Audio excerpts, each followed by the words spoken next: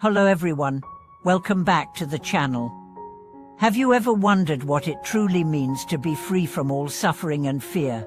Have you ever asked yourself whether liberation is a distant myth or an attainable reality in this very life? Today we will embark on an exploration of two profound truths.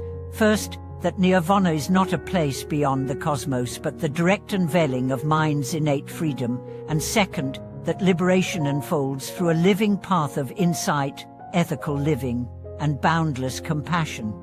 From the first moment the Buddha set foot under the Bodhi tree, he declared a path open to all beings, a path leading beyond death and rebirth into unshakable peace. Yet many seekers mistake Nirvana for a distant realm or a mere cessation of desires. In truth, liberation, the end of dukkha, is the awakening to the nature of mind itself, a luminous wake of signals that transforms every moment into a doorway of freedom.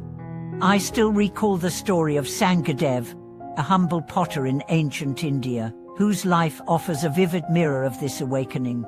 For years he toiled at his wheel, shaping clay into vessels, while his mind churned with anxieties about scarcity, loss, and aging.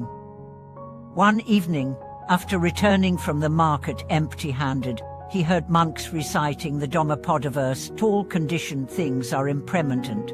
When one sees this with wisdom, one turns away from suffering, for the words struck his heart like a thunderbolt. That night, by the soft glow of a Nil lamp, he sat before his freshly thrown pots and contemplated their fragility.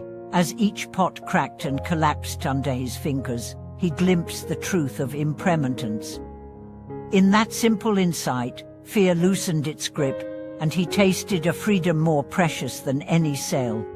Yet insight alone, Sangadev soon discovered, does not suffice. The Buddha taught that the path to liberation integrates three training is SIR ethical conduct, samadhiku meditative concentration, and Pyanana wisdom.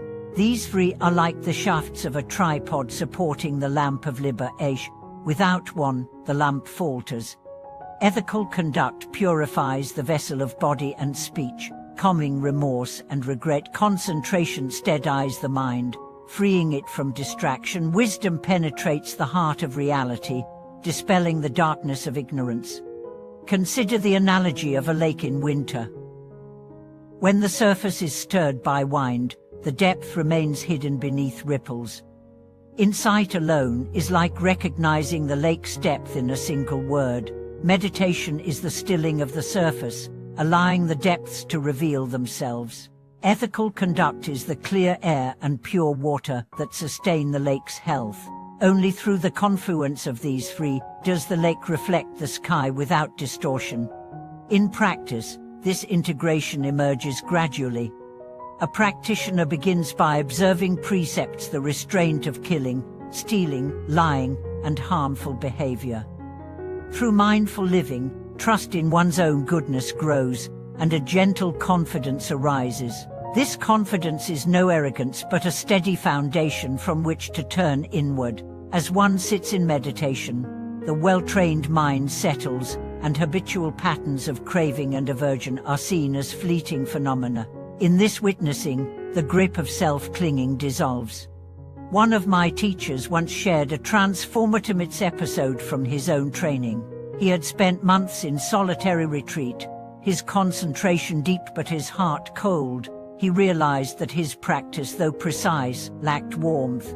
The moment of truth came when, wandering through the forest, he encountered a wounded bird.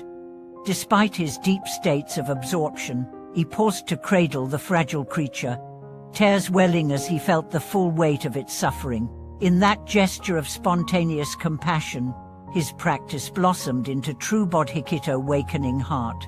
From then on, his meditation and his compassion became inseparable, each informing and enriching the other. This inseparability lies at the core of liberation. Nirvana is not escape from the world, but freedom within it. Like the sun shining through clouds, the awakened mind remains present in every situation, joy or grief, praise or blame, with an unshakable poise. Each act of kindness, each moment of clear awareness, becomes a fingerprint of liberation stamped on everyday life. To cultivate this living freedom, we can adopt 3 guiding principles. First, cultivate clear comprehension in all actions, awareness of intention, ensuing deed, and result. Second, practice vipassana by observing sensations and thoughts as they arise and pass, noting their impermanent, selfless nature. Third, extend loving kindness to all beings, recognizing that their suffering rises from the same matrix of ignorance and craving.